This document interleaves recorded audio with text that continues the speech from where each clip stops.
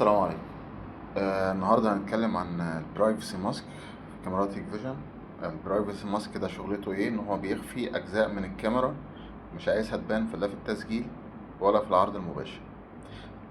عشان لو مركب كاميرا مثلا في مكان وفي مكان معين مش عايزه يبقى باين في التسجيل ولا في العرض المباشر، بتخفيه من الكاميرا عن طريق الكونفيجريشن بتاعتها. عايز تعرف الطريقة دي؟ اعمل متابعة وتعالى اقول لك نعملها ازاي.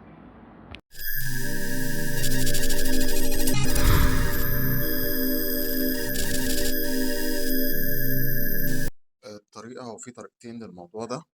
الطريقة الأولى عن طريق الهيك بارتنر برو، والطريقة التانية عن طريق الويب براوزر. هقول لكم دلوقتي على الطريقة بتاعت الهيك بارتنر برو و البراوزر. إن شاء الله الطريقة بتاعت البراوزر هتلاقوها على الصفحة بتاعت اليوتيوب إن شاء الله. احنا كده فتحنا دي الكاميرا بتاعتنا على الهيك بارتنر برو. هندوس على الثلاث نقط دول وندوس على مور سيتنج. تمام. وبعد ما ندوس على مور سيتنج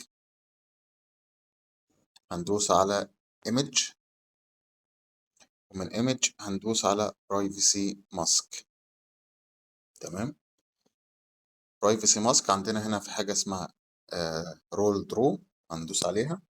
تمام.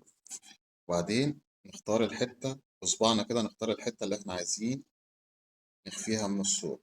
تمام. زي ما احنا عاملين كده. لو عايزين نختار مكان تاني هنعمل برضو بصبعنا كده المكان اللي احنا عايزينه.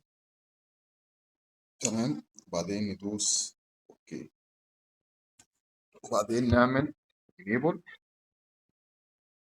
وبعدين سيف. كده كام البرايفسي ماسك بتاعنا اتحفظ. شوف بقى اللايف بتاعنا هيبقى عامل ازاي. استنى الكاميرا تحمل. كده انا عندي المربعين الاسود دول، خلينا نعمل فول سكرين. المربعين الاسود دول كده خافيين الحاجه اللي تحتهم. تمام. ده كل الموضوع ببساطه. لو عايز معلومات اكتر ممكن تتابعنا على قناه اليوتيوب، هتلاقي فيها معلومات كتير مفيده.